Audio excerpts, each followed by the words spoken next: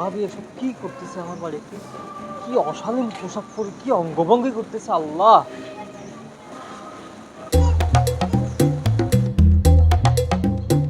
ভাবি আসসালামু আলাইকুম।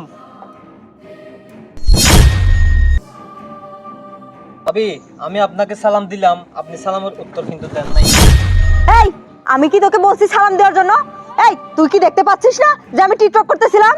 হ্যাঁ আমি দেখেছি আপনি টিকটক করতেছেন, তাই বলি কি আপনি সালামের উত্তর দিবেন না? ভাবি আপনি তো জানেন যে আমি হাফেজখানা থেকে হাফেজ হয়ে এসেছি, আর আপনি এটাও জানেন যে এটা একটা ধার্মিক পরিবার, আমার বড় ভাই কিন্তু নামাজি একজন ব্যক্তি, আর সেখানে আপনি অশালীন পোশাক পরে এসব কি করতেছেন আমি তো কিছুই বুঝতেছি না। ভাবি এই চুপ কর, একটাও কথা বলবি না। তুই হাফেজখানা থেকে আসছিস না কোথা থেকে আসছিস সেটা তো আমার দেখার বিষয় নাই। তোর ভাই নামাজি না কে নামাজি সেটা তো আমার দেখার বিষয় নাই, বুঝছস? আমি তো টিকটক করি, এটা আমার স্বাধীনতা।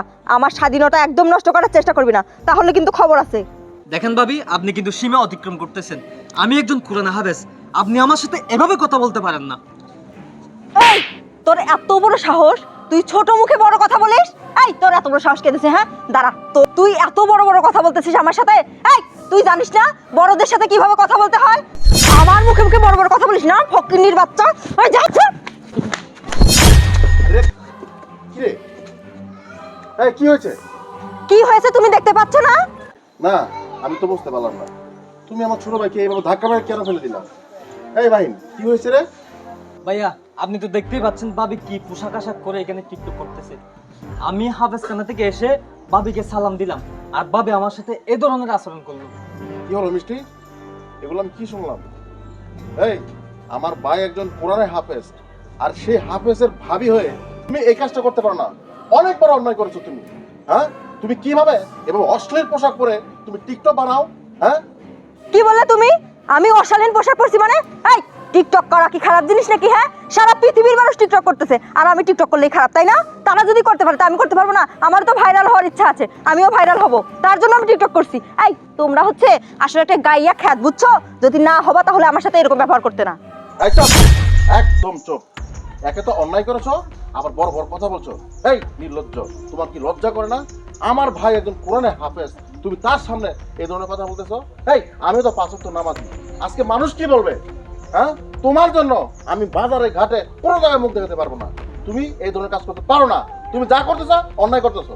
এই শোনো, তুমি আমার সাথে একদম উঁচু গলায় কথা বলবে না। এই, তুমি কি জানো না যে আমি টিকটকে ভাইরাল? হ্যাঁ, টিকটক না করলে আমার চলবে না, বুঝছো?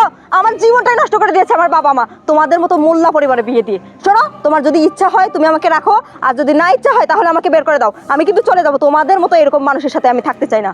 ও, স্মার্টনেস দেখাচ্ছ? হ্যাঁ, নিজেকে নিয়ে অনেক বড় গর্ব করতেছো না? আরে তোমার মতো অশ্লীলতা মেয়ে নিয়ে আমিও সংসার করতে চাই না। আমার বাণিজ্য তো যা যাও ঠিক আছে, আর বাণিজ্য খুঁজতে চাই না। এক কাজ করো, তুমি এখন এখান থেকে চলে যাও। যাও, তোমার মতো মেয়ে নিয়ে আমি সংসার করতে চাই না। যাও। এই শোন, তোদের মতো এরকম মোল্লা পরিবারে আমিও থাকতে চাই না, বুঝছো? থাক তুই। ভাই, দুনিয়াটা কত অধপতন হয়ে গেছে। হ্যাঁ, দরকার নাই এসব অশালীন মেয়ে আমার বাড়িতে থাকুক, এটা আসলেই ভালো হবে। যাক যাক, আল্লাহ তোরে হেদায়েত দেখ, হেদায়েত দেখ তোরে। ভাই চল।